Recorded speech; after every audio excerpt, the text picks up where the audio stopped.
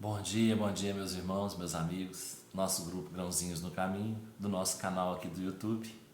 Bom dia a todos, né? Que Jesus nos abençoe, nos fortaleça, nos dê muita paz, muita paciência, muita esperança e muito amor no coração, para a gente levar essa quarta-feira do jeito que a gente tem que levar, com o compromisso que nós fizemos. E estamos aqui hoje mais uma vez com o nosso compromisso diário, nossa leitura do Evangelho segundo o Espiritismo, do Livro dos Espíritos. O Evangelho traz para a gente hoje novamente o capítulo 16, não se pode servir a Deus e a Mamon, desigualdade das riquezas. A desigualdade das riquezas é um desses problemas que se procura em vão resolver, se não se considera senão a vida atual. A primeira questão que se apresenta é esta: por que todos os homens não são igualmente ricos? Não o são por uma razão muito simples. É que eles não são igualmente inteligentes, ativos e laboriosos para adquirir, nem moderados e previdentes para conservar. Aliás, é um ponto matematicamente demonstrado que a fortuna, igualmente repartida, daria a cada qual uma parte mínima e insuficiente, que, supondo-se essa repartição feita, o equilíbrio estaria rompido em pouco tempo, pela diversidade dos caracteres e das aptidões, que, supondo-a possível e durável, cada um tendo apenas do que viver, isso seria o aniquilamento de todos os grandes trabalhos que concorrem para o progresso e o bem-estar da humanidade. Que, supondo-se que ela desse a cada um o necessário, não haveria mais o aguilhão que compele às grandes descobertas e aos empreendimentos úteis.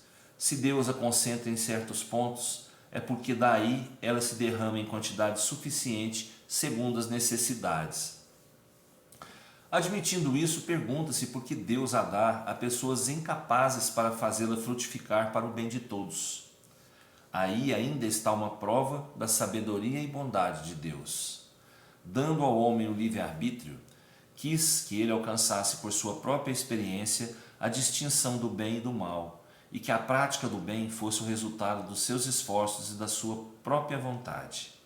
Ele não deve ser conduzido fatalmente nem ao bem nem ao mal, sem o que não seria senão um instrumento passivo e irresponsável como os animais. A fortuna é um meio de prová-lo moralmente, mas como ao mesmo tempo é um poderoso meio de ação para o progresso.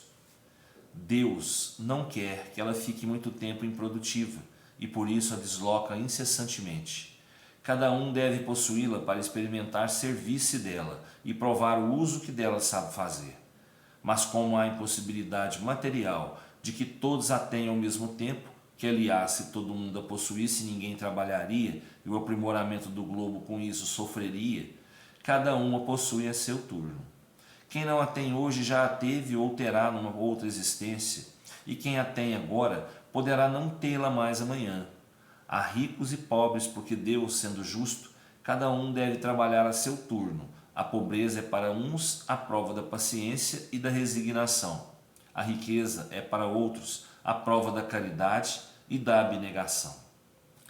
Bom,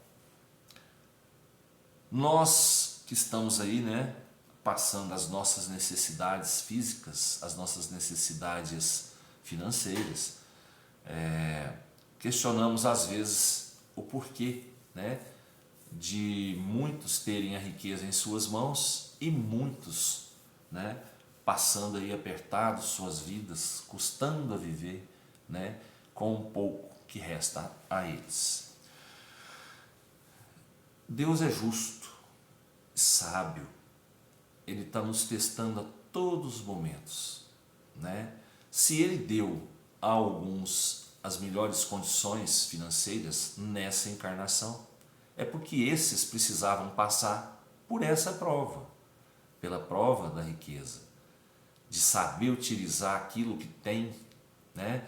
De saber utilizar em proveito do seu crescimento e em proveito do próximo, para fazer a caridade.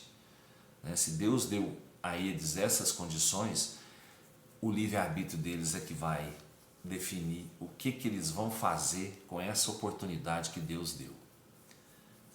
Eles vão usar o que tem para praticar a lei de amor, ou vão se fechar e vão ser egoístas e utilizar aquilo ali somente para si, né? É uma prova. E a riqueza, todos nós já sabemos, é uma prova muito difícil. É uma prova muito difícil, que a maioria cai. A maioria não passa nessa prova. É uma prova muito difícil.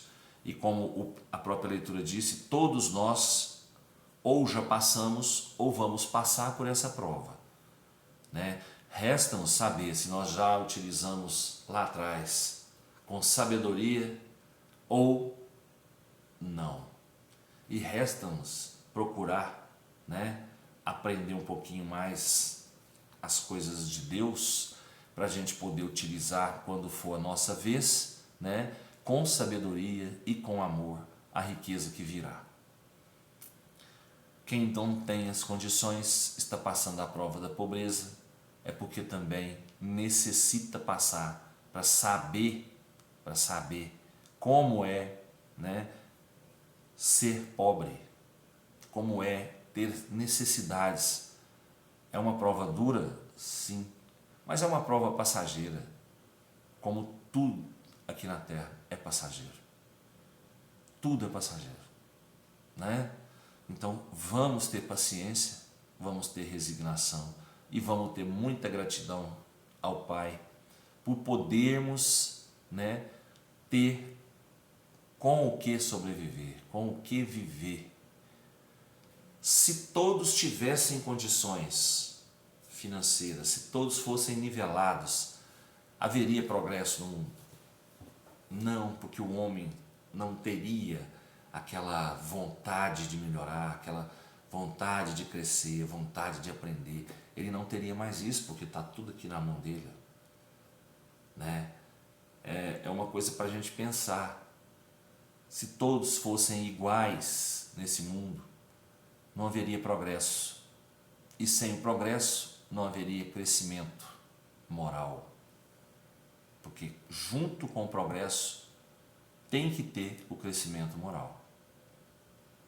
Então vamos saber utilizar aquilo que nós temos em nosso benefício, em benefício do nosso próximo, para que todos possamos crescer, evoluir, progredir, né? Eu acho que é isso que eles querem dizer para a gente aqui com essa leitura. Hoje o Livro dos Espíritos, na questão, no capítulo 6, Vida Espírita, a questão 292. Existe ódio entre os espíritos? Não existe ódio senão entre os espíritos impuros, e são eles que insuflam entre vós as inimizades e as dissensões. Então, entre os espíritos puros, né, os espíritos mais evoluídos, não existe ódio.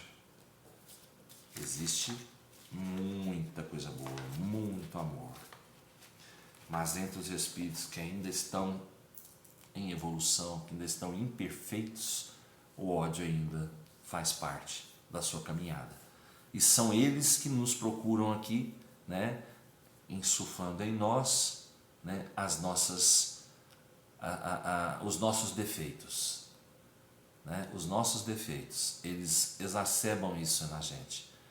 Então, se nós sentimos ódio por alguém, muitas vezes é influência desses espíritos que estão por perto, insuflando na gente esse sentimento. Porque entre os espíritos puros não existe ódio. Tá bom? Pessoal, que Jesus nos proteja, nos dê uma ótima quarta-feira, né?